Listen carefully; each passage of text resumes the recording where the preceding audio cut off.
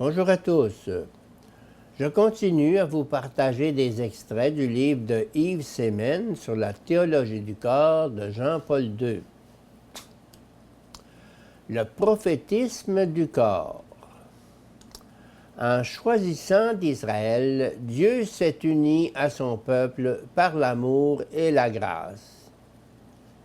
Il s'est lié par un lien particulier, profondément personnel, et c'est pourquoi Israël, bien qu'étant un peuple, est présenté dans cette vision prophétique de l'Alliance comme épouse ou femme, et donc en un certain sens comme personne. Ton époux est ton Créateur, Seigneur des armées est son nom. Ton Rédempteur, c'est le Saint d'Israël, qui s'appelle le Dieu de toute la terre, dit ton Dieu. Mon affection ne s'écartera pas de toi, ni ne vacillera mon alliance de paix. Isaïe 54, 5, 6, 10. Yahvé est le Seigneur d'Israël, mais il devient également son époux. Les livres de l'Ancien Testament attestent de la complète originalité de la souveraineté de Yahvé sur son peuple.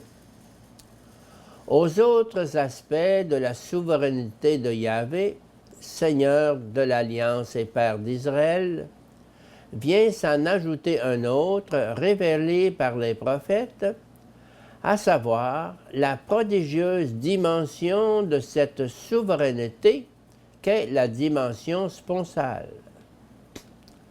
De cette manière, l'absolu de la souveraineté résulte de l'absolu de l'amour.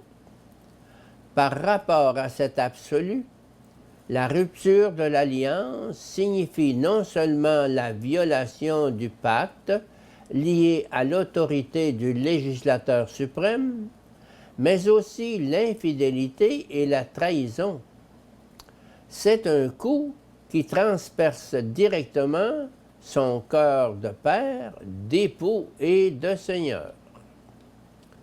La manière de s'exprimer des prophètes se caractérise par le fait que, supposant le langage du corps au sens objectif, il passe en même temps à sa signification subjective, c'est-à-dire qu'ils permettent, pour ainsi dire, au corps lui-même de parler. Dans les textes prophétiques de l'Alliance, sur la base de l'analogie avec l'union sponsale des époux, c'est le corps lui-même qui parle. Il parle avec sa masculinité ou féminité. Il parle avec le mystérieux langage du don personnel. Il parle enfin, et ceci advient le plus souvent, soit avec le langage de la fidélité, c'est-à-dire de l'amour, soit avec celui de l'infidélité conjugale, c'est-à-dire de l'adultère. Va, prends pour femme une prostituée et aie des enfants de prostitution, car le pays ne fait rien d'autre que se prostituer en se détournant du Seigneur. Osée 1, 2. Osée met en relief toute la splendeur de l'alliance, de ses épousailles, dans lesquelles Yahvé se révèle époux, conjoint sensible, affectueux, disposé à pardonner, et en même temps exigeant et sévère. L'adultère et la prostitution d'Israël constituent un évident contraste avec le lien sponsal sur lequel se base l'alliance, de même que, de manière analogue, le mariage de l'homme avec la femme. Dans les textes prophétiques, le corps humain parle un langage dont il n'est pas lui-même l'auteur. Son auteur est l'homme en tant qu'homme ou femme, en tant qu'époux ou épouse. L'homme, avec son éternelle vocation à la communion des personnes. Toutefois, L'homme n'est pas capable, en un certain sens, d'exprimer sans le corps ce langage singulier de son existence personnelle et de sa vocation.